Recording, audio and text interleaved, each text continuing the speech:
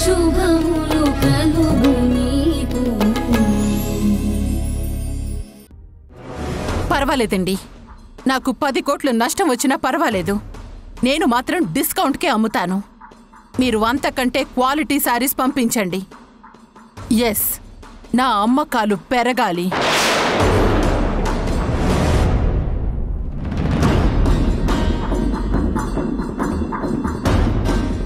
ఏమ్మా అరుంధతి, ఫీల్ అవుతున్నావా? నా మూడ్ బాలేదు బాబాయ్. నష్టం వచ్చినా పర్వాలేదు అంటున్నావంటే ఆ నష్టం పేరు కృష్ణమ్మే కదా? రాజస్థాన్లో బిజినెస్లు పక్కన పెట్టాను. ఇంత పెట్టుబడితో ఇక్కడ బిజినెస్ స్టార్ట్ చేశాను. ఎందుకు? ఆ కృష్ణమ్మని గెలుద్దామని, ఈ ఏలూరుని ఏలుదామని. కానీ చిన్న నిప్పు రవ్వ పెద్ద అడవిని కాల్చేసినట్టు ఒక్క రీల్, ఒక్క నెగటివ్ కామెంట్ నా బిజినెస్ ని దెబ్బతీసేసింది.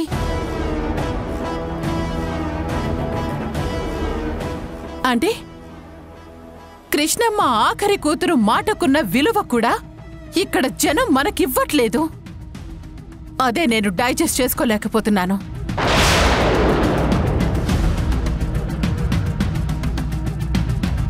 అమ్మా, ఇలాంటి చెత్త రీల్స్, చెత్త కామెంట్స్ చాలా మంది ఫేమస్ పర్సన్స్ ని దెబ్బతీశాయి. చాలా పెద్ద బిజినెసెస్ ని రోడ్డు మీదకి తీసుకొచ్చేసాయి. కానీ ఆఫ్టర్ ఆల్ ఆ హాసిని చేసిన రీల్ వల్ల మన బిజినెస్ ఏమీ కాదమ్మా. ఒక్కరోజు దెబ్బతింటే వెంటనే రీజ్ అవ్వగలిగే కెపాసిటీ మనకుందమ్మా. మనం జనానికిచ్చే క్వాలిటీ క్లోతింగే మనల్ని మార్కెట్లో నిలబెడుతుంది. ఇవన్నీ జస్ట్ పాసింగ్ క్లౌడ్స్ అమ్మా. లేదు విక్కీ, నేను దోషిగా నిలబెట్టిన ఆ కృష్ణమ్మ గెలిచింది. నా నిజాయితీ ఓడిపోయింది.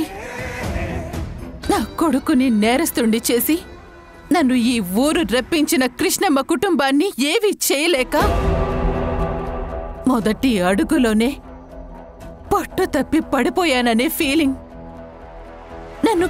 నన్ను ప్రశాంతంగా ఉండనివ్వట్లేదు.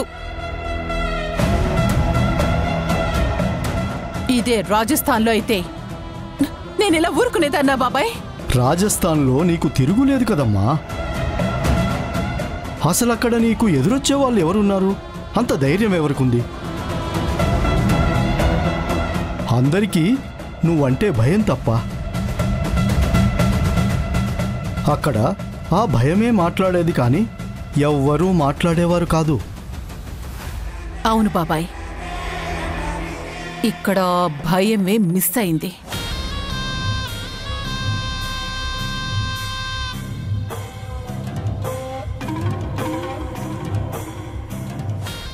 అమ్మా, ఒక్క ఛాన్స్ ఇవ్వమ్మా. ఇక్కడ కూడా ఆ భయమే మాట్లాడేలా చేస్తానా? విక్కీ, నో. అమ్మా ప్లీజ్ అమ్మా, నువ్వింత బాధపడుతుంటే నేను చూడలేకపోతున్నాను.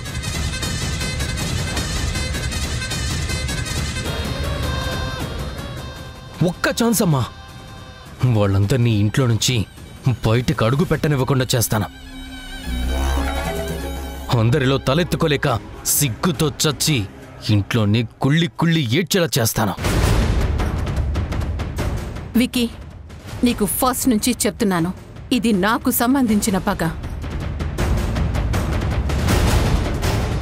దీంట్లో వేలు పెట్టి నువ్వు డిస్టర్బ్ అవ్వడం, దానివల్ల నీ లైఫ్ ఎఫెక్ట్ అవ్వడం నేను భరించలేను.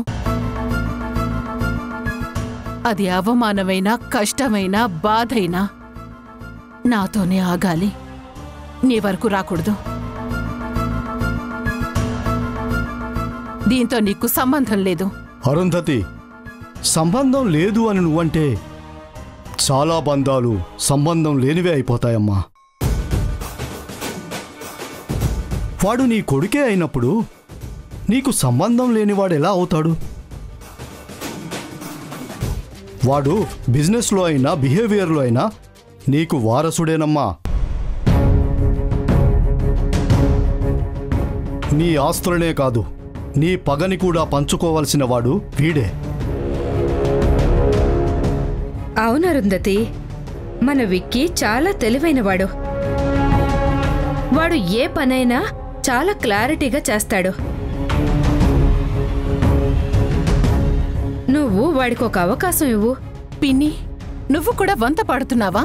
అమ్మా, వాళ్ళు అంతమంది కలిసి నీ మీద ఫైటింగ్ వస్తున్నారు. వాళ్ళ మీదకి నువ్వు ఒక్కదానివే వెళ్తున్నావు. అందుకే వాళ్ళు ఏదోలా దెబ్బ కొట్టగలరు. ఇప్పుడు విక్కీకి గానీ అవకాశం ఇస్తే వాళ్ళ కాన్సంట్రేషన్ దెబ్బతీసి ఖచ్చితంగా తను అనుకున్నది చేస్తాడు.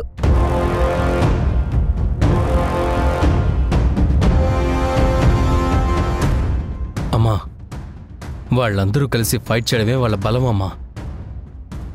జాడుకట్ట, అదే చీపురుకట్ట పుల్లలుగా ఉంటే చిన్న పిల్లాడు కూడా విరిచేస్తాడు.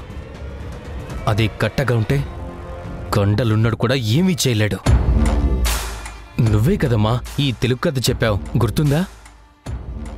ఇప్పుడు కట్టగా ఉన్న వాళ్ళ కుటుంబాన్ని పుల్లలుగా విడదీసి ఒక్కొక్క పులని విరిచేయాలి.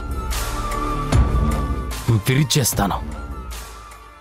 నువ్వు కొట్టే దెబ్బ నువ్వు కొట్టమ్మా, నేను కొట్టే దెబ్బ నేను కొడతాను. దాంతో వాళ్ళకి రీసౌండ్ వస్తుంది.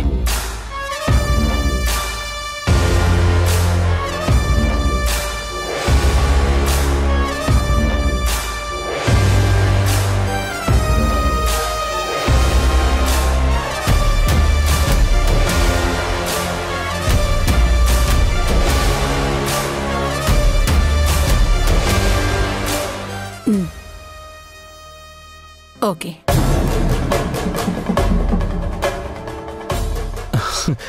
థ్యాంక్స్ అమ్మా.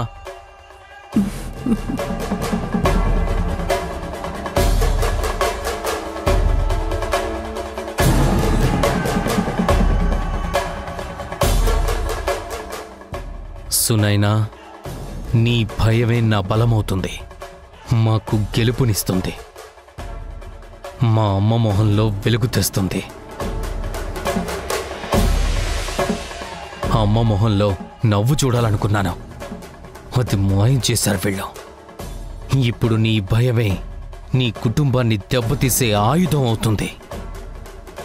నా టార్గెట్ నువ్వే. సునైనా, ఎందుకు? నీకెందుకు అలా అనిపించింది? అదంతే, వాడి నెక్స్ట్ టార్గెట్ సునైనే అని నా 6th సెన్స్ చెప్తోంది.